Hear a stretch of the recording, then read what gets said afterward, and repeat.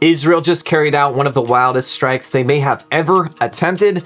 This comes as Iran seems like they may be on the verge of falling apart, and President Trump makes a startling announcement about the hostages. I'm Ben Hilton, and this is the Israel Guys. A few days ago, the Houthis fired a missile at Israel that landed near the Ben Gurion airport. This was a vivid reminder of just how dangerous these missiles actually are and what the possibilities are if Israeli air defense systems were to fail.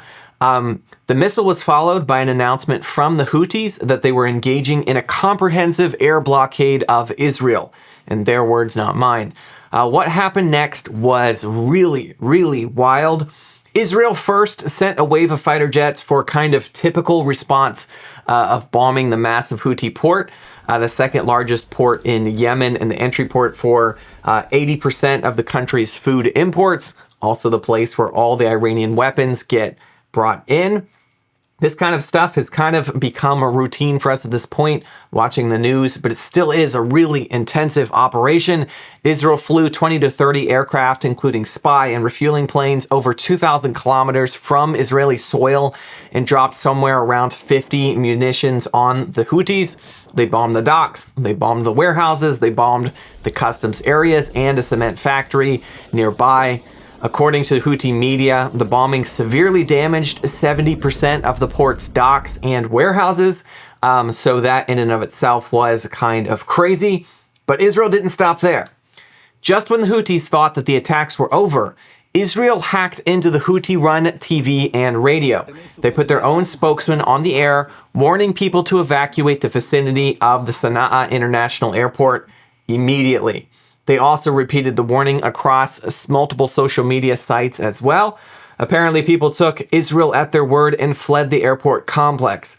Within a very short amount of time, the entire area looked like a ghost town, according to pictures. It was good for them that they did.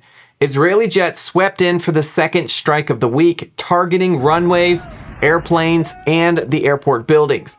The strike caused extensive damage, destroying at least 6 airplanes and what seems to be a lot of the airport infrastructure. In the hours following, Google Maps even marked the airport permanently closed. This is an amazing deterrence on Israel's part.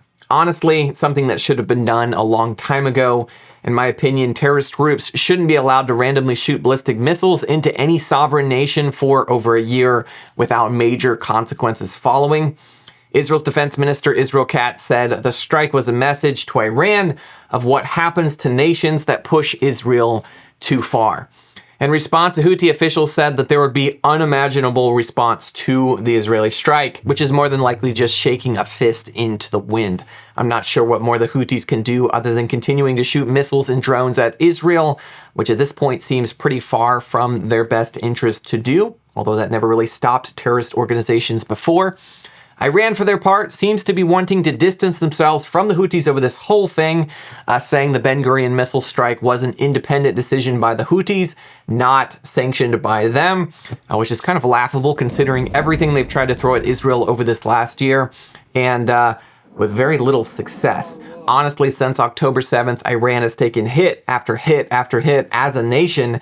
It's amazing to see what happens when aggressors try to bring Israel to its knees. When faced with life-threatening peril time after time after time again, Israel comes together. The government, the military, and the people.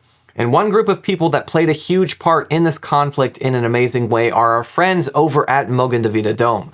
Magen David Adom is Israel's emergency service system, which means that they are the first ones on the scene at every terror attack, rocket attack, car accident, heart attack, whether it's terror related or not.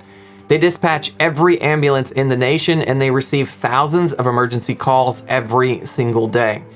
And the incredible thing is that 90% of their 37,500 EMTs, paramedics, and first responders are volunteer. They are the ones who are on the front lines of this 7-front war that Israel is still facing.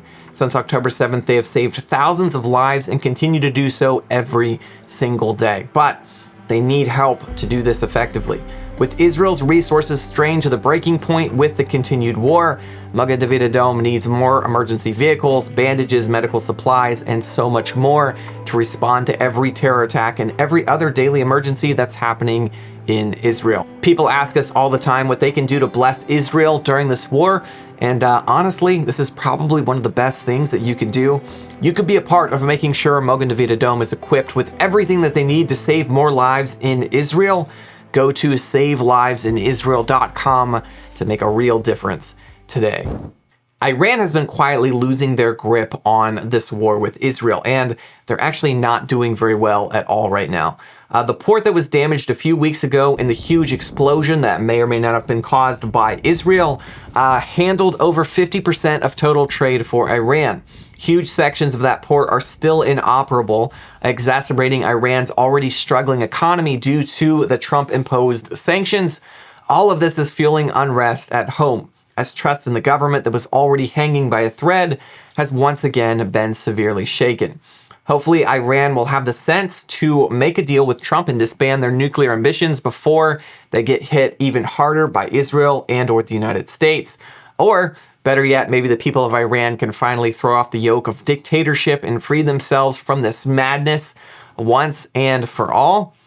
On another note, yesterday, during a swearing-in ceremony for his Middle East envoy, Steve Witkoff, Trump made a startling announcement. He said that only 21 hostages remain alive in Gaza, a reduction from Israel's previous estimate of 24. Overall, there are believed to be 58 hostages still held in Gaza, but 34 of those are confirmed dead by Israel. In Trump's statement, he said that 3 more hostages formerly believed to be alive are now dead as well, something Israel hasn't announced to the public or to the hostage families.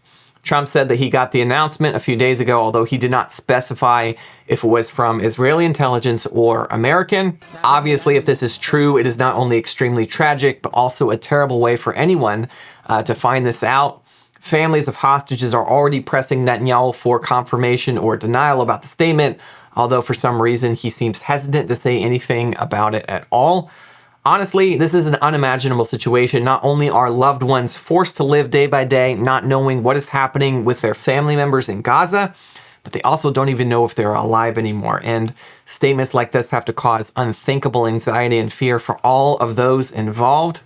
I would encourage all of you to continue to pray for the hostages, reach out and show your support, pray for their families, pray for Israel during these crazy times.